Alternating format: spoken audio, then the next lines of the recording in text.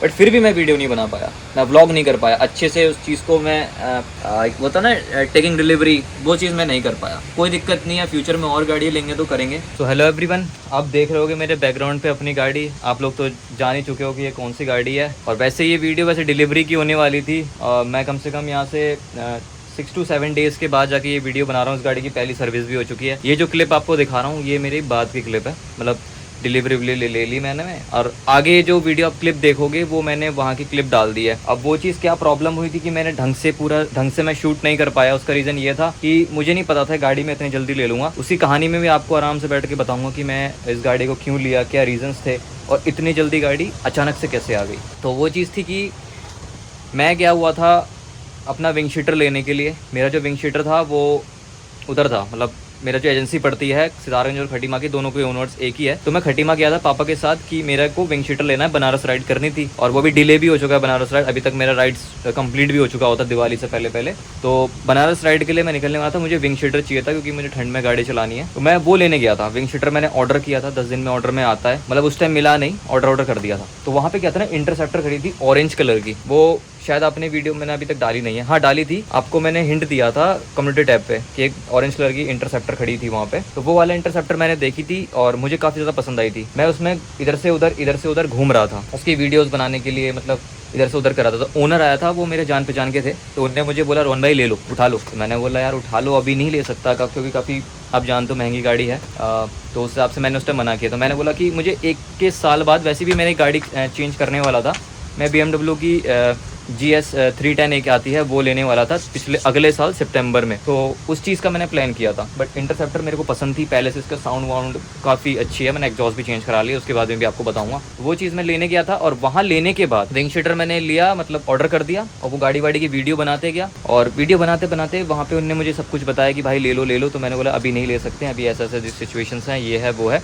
तो वहाँ पे एक सेल्स वूमेन थी। तो उसने मुझे बोला कि सर आप ये वाली गाड़ी ले सकते हो, फाइनेंस करा सकते हो, कोई दिक्कत वाली बात नहीं है, फाइनेंस में उतना इश्यूज़ नहीं होगा। वो सारी चीज़ें उन्होंने मुझे बताई। तो मैंने उनको बोला कि फाइनेंस कितने में होगा, क्या प्रॉब्लम है क्या नहीं है। तो उन्होंने बोला आपके पास अभी कौन सी गाड़ी है। तो मैंने हंटर बोला। तो उन्होंने बोला हंटर को आप सेल कर दो और उस हिसाब से आपको डाउन पेमेंट आप भर देना और बाकी EMI चलती रहेगी। तो वही चीज़ मैंने सोची कि हंटर को, फिर मैंने एक बार सोचा यार हंटर से हमने स्टार्ट किया था, हंटर को बेचना ठीक रहेगा कि नहीं। बट इंटरसेप्टर का मुझे को फील था कि हाँ एक बार इंटरसेप्टर भी ट्राई करते हैं, क्योंकि मैंने को GT फेवरेट है भाई। बट GT क्यों नहीं ली और इंटरसेप्टर क्यों ली, उसकी एक बहुत बड़ा रीज़न्स है, वो भी मैं आपको बताता रहूँगा आगे, क्योंकि अब तो इस गाड़ी के साथ बहुत अच्छी राइड्स होने वाली है। तो वो चीज़ थी कि मैंने हंटर को सेल करने के बारे में सोच लिया था उनको। तो उनने फ़ोटो क्लिक करी, वुमेन थी एक, उनने मतलब गर्ल थी मतलब ऐसा। तो उसने मुझे फ़ोटो क्लिक करके किसी को भेजा। तो वहाँ से कॉल्स आए कि इसकी जो प्राइस पड़ती है हंटर की जो पड़ेगी 1,70,000 उन्होंने बोला। तो मैंने बोला यार उस हिसाब से कम है, मॉडिफिकेशन कराए। तो उन्होंने बोला सर मॉडिफिकेशन के पैसे नहीं लगते हैं, वो सारी चीज़ें मैंने ऐसे बात करी। तो फिर घर पे जाकर डिस्कस किया। तो मेरे मम्मी पापा ने बिल्कुल मना किया कि हंटर को नहीं सेल करना है, वो हमारी पहली गाड़ी थी, मतलब मेरी पहली गाड़ी थी, उसको सेल नहीं करना है।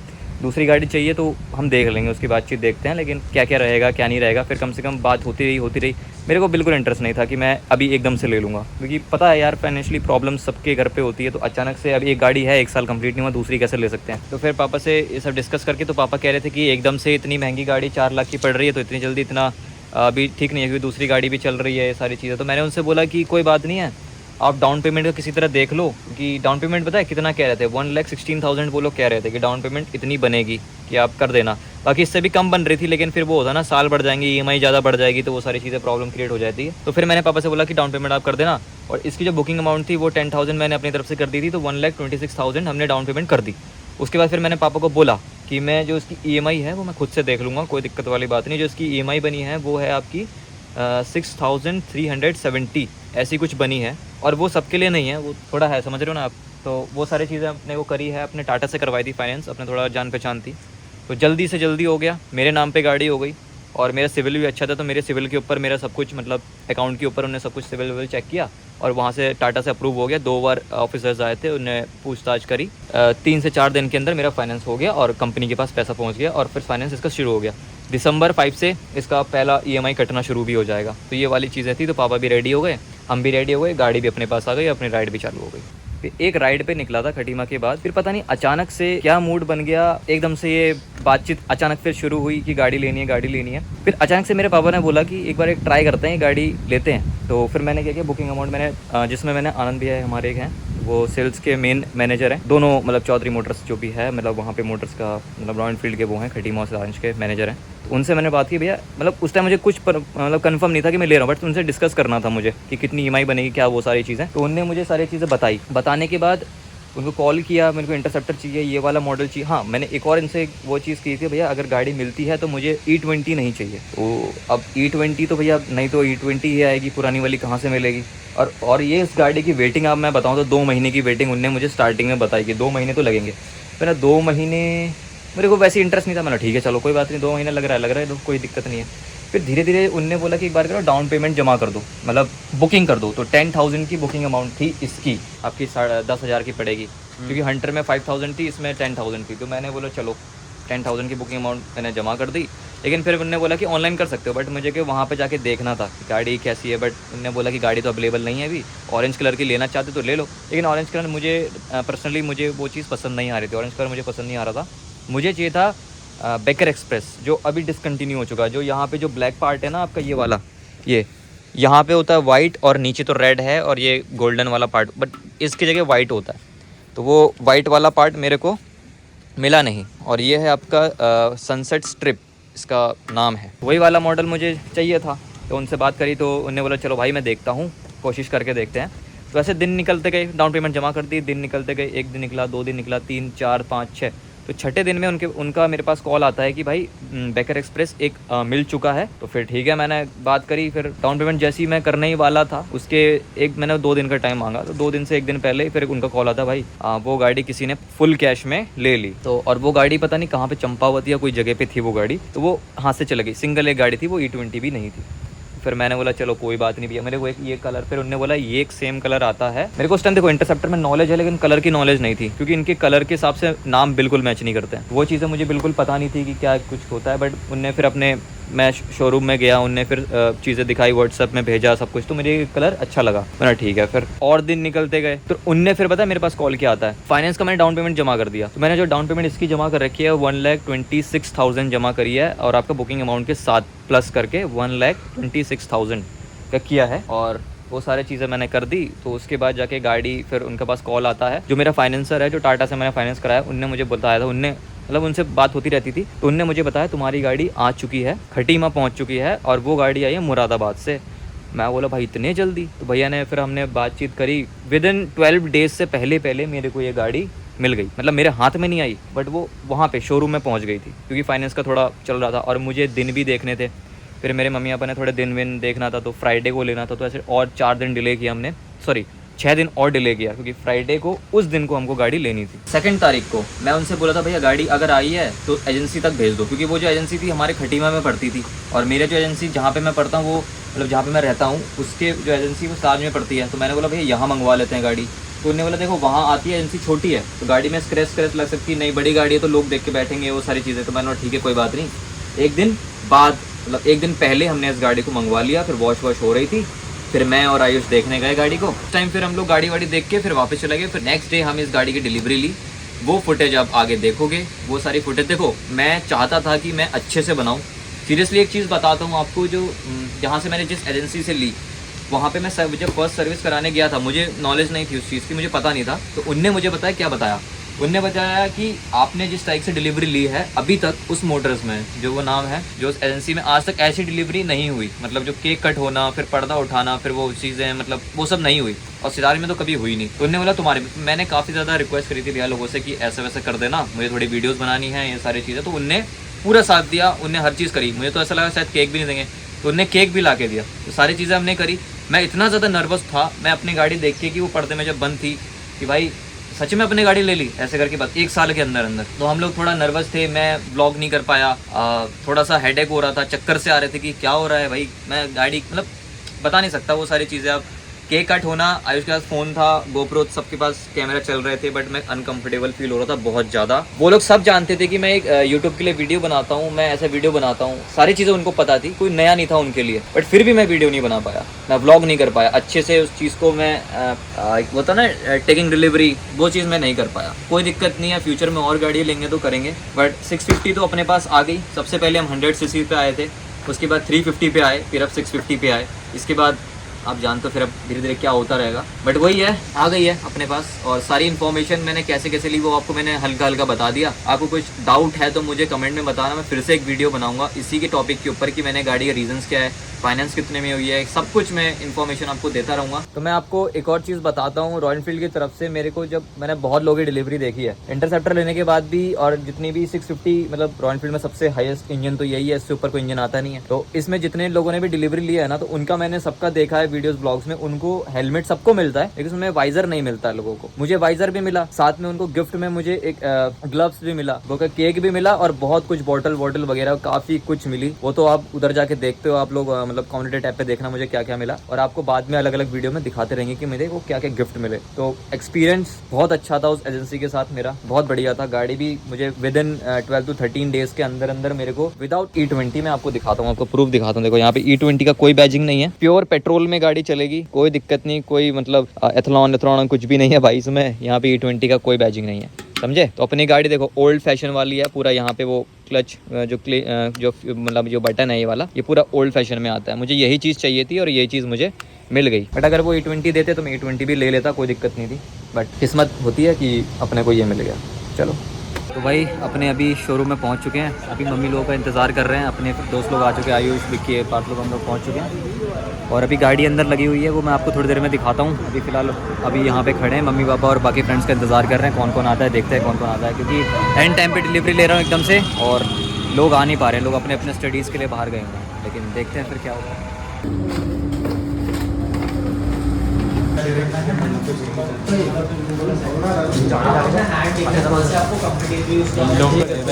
कर लेंगे वो लोटे वोटे और पकड़ा जानकारी के लिए संपर्क करें। मोबाइल नंबर ये अभी मत करो, ऑफर आते हैं। हाँ ऑफर जब रिमूव हो गया ना कट करवा के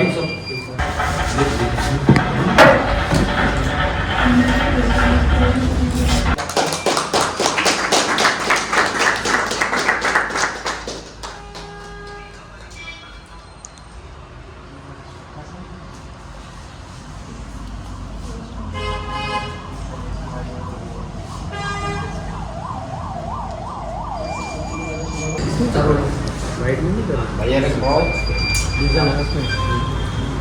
नो नो कुछ भी कर सकते हैं।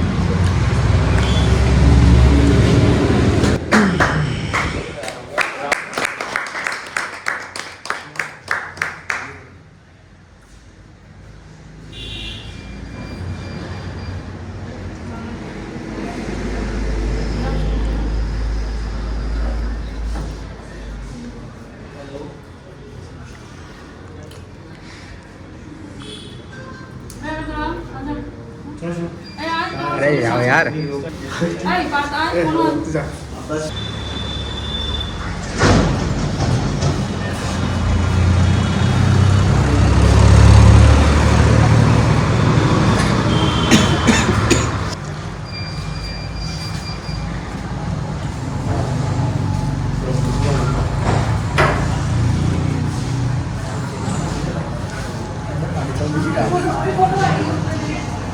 इसकी लगाने का नहीं है अभी।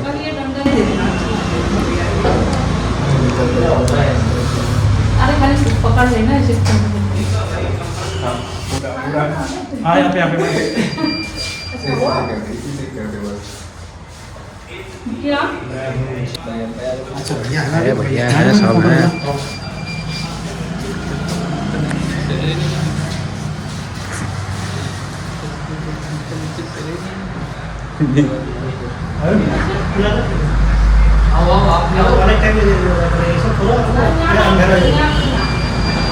अरे अंधेरे में तो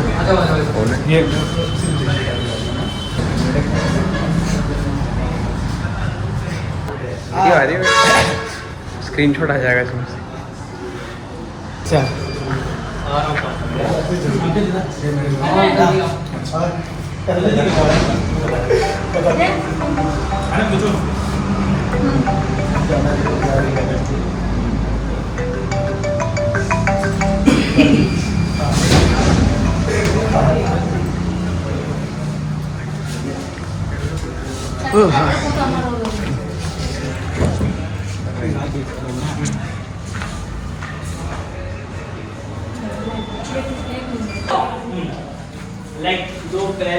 आपको छेड़ दे।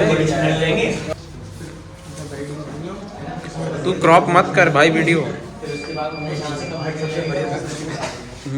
उसे कह रहा हूँ।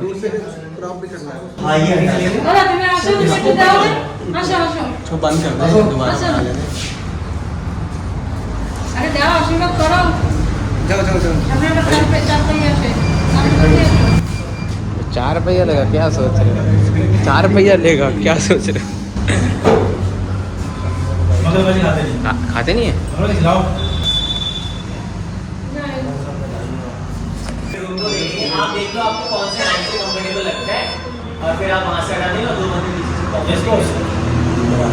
ये कुछ नहीं है रोहन मंडल जी की गाड़ी आ रही है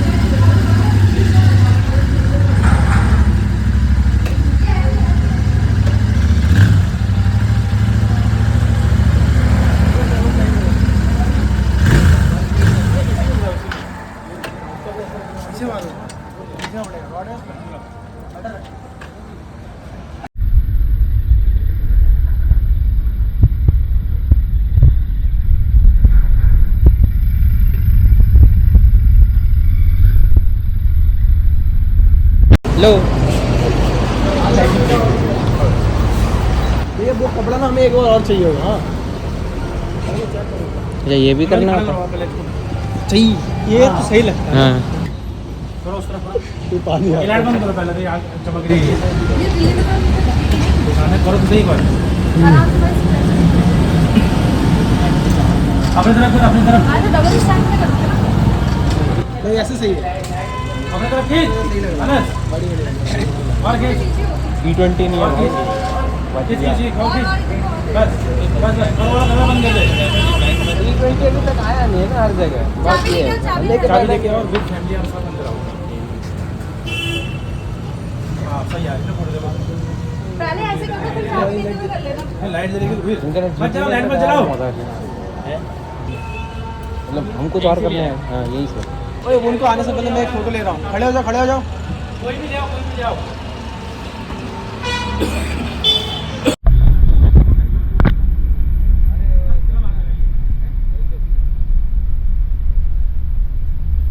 यस यहाँ पे 1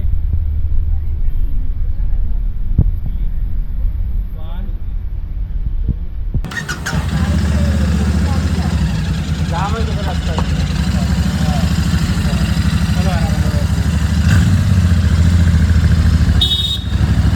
साइड को निकालो इंडिकेटर दे दो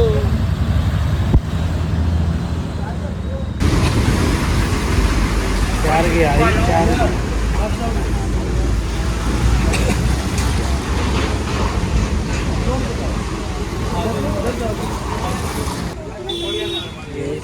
जय हो जय हो अरे यार नहीं लाइट नहीं थी ना अभी आई हाँ नहीं आ गए बहुत ज़्यादा लक्ष्मी जी भी आ गई वैसा करो ना यहाँ से डाल के यहाँ पे थोड़ा सा वो मार देना ना पानी में हो गया सही है थोड़ा सा लटका दो हल्का सा नीचे लटक दो थोड़ा सा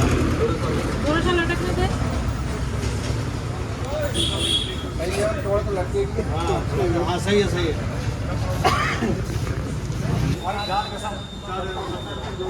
पंडित जी से गंगा तल देव পুরো গাড়িতে সিটাই অল্প অল্প করে সিটাই